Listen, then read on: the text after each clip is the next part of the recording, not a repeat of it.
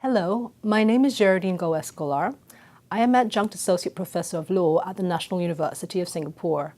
Today, I will speak about jurisdiction and control over space objects. You can run, but you can't hide.